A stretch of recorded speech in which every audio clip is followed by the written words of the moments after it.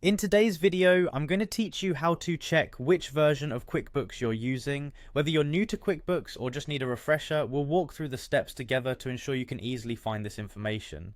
By the end of this quick tutorial, you'll be more confident in navigating your QuickBooks account. First things first, you need to access QuickBooks Online. You can do this by opening your preferred web browser and navigating to QuickBooks' official website. Once you're there, take a look at the top right corner of the page. You should see a button labeled Sign In. Go ahead and click on that. After clicking Sign In, you're prompted to enter your credentials.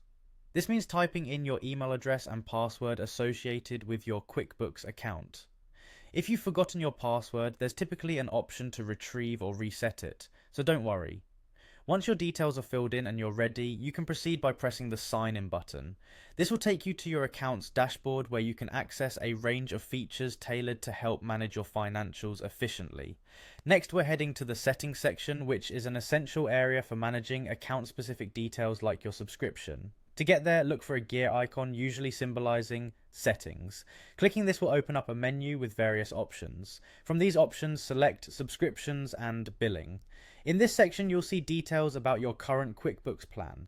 This information is vital as it outlines what features are included, helping you understand what tools are available for your business needs. It's good practice to check this periodically, especially if you're considering upgrading or adjusting your service plan.